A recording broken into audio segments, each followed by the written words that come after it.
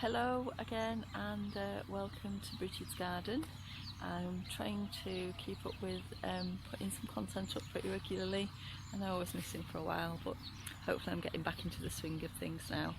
I'm just out in the garden. It's actually a really lovely day today, getting on for the end of January, and it could be March, April.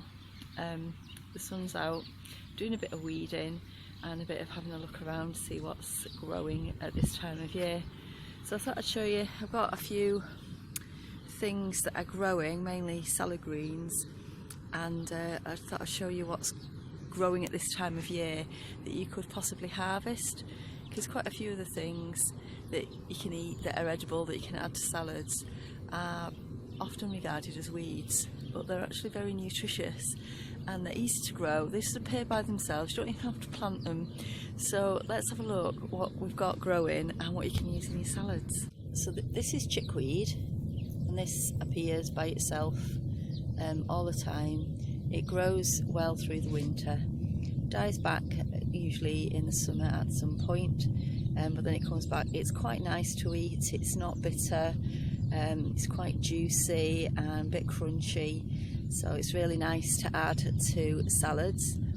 And it's also got medicinal properties as well, which I won't go into at the moment. I might do another video about that, but that's one thing you can add to your salads, and I've got quite a bit of it growing around and about, so I just gather a bit from each of the plants, and then when it's time, if it's in the way and it's time for it to go, I just pull it up.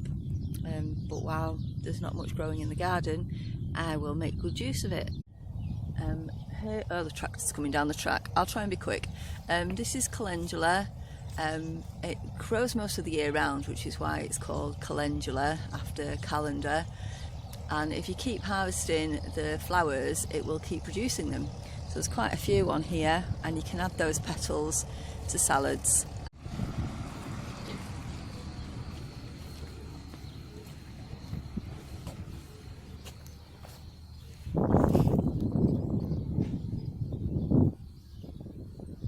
Oh, I'm actually recording. I didn't realise I was recording. Oops. Right, okay, here we've got some parsley. I find parsley a little bit strong flavoured, but a little bit of it's quite nice to add to the salad.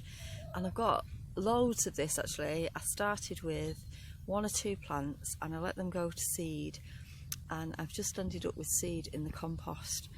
So it keeps popping up all over the place. I've got another bit here under my gooseberry bush. Arthur's come to see me. Hello, Arthur.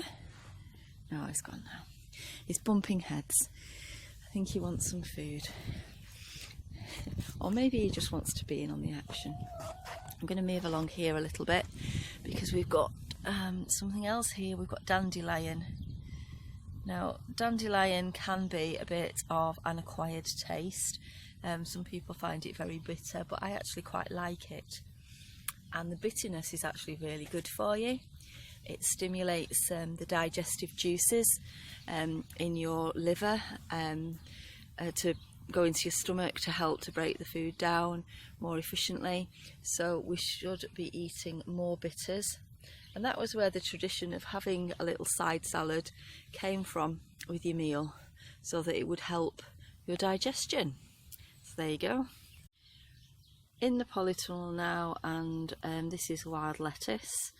I did actually grow this purposefully originally, but I let it go to seed, and now, as you can see, it's just all over the place. But that's okay, it's okay at the edge of my border. Arthur's here again, wanting to play. And here I've got a little bit of kale growing, and I do sometimes add these little baby leaves to the salad as well. And now we've got some pineapple sage still going. This normally dies back in the winter, but it's been so mild that it's still going, so we can add a bit of that in as well.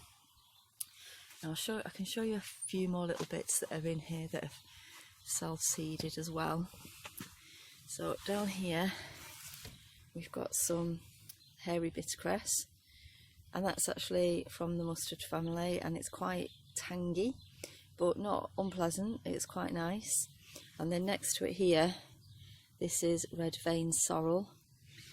That again, I started with 1 or 2 plants and now I've got loads all over the garden. And I just let it grow, and then when it gets in the way I move it. This is some little gem lettuce that I planted, but it hasn't really grown over the winter, so maybe in the next few weeks it might come up. And in here I've got land cress, which is this, looks a bit like the bitter cress, and that's, I've had that since last year, and I just left it in there and brought it in over the winter and just took a few leaves off that as well. Okay, and this is the last one I will show you today. This has just made itself at home in front of the house, and it's actually a wild plant called Bugle. It has a little purple flower on it, but these, you can eat these leaves, and they are again quite tangy, a bit mustardy. They're not, I don't think it's from the mustard family, but it's got that kind of tang. So and a little bit bitter, but again, as I say, bitters are good for you.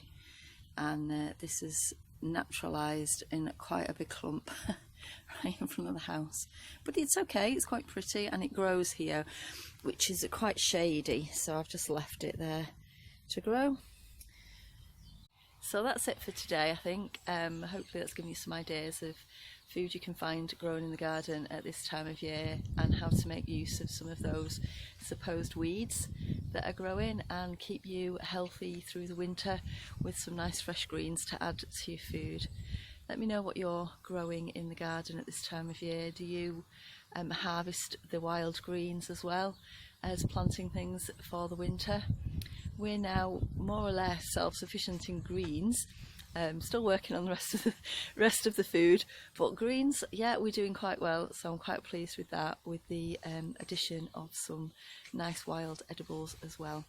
So I'll see you again next time. Thanks for watching. Bye.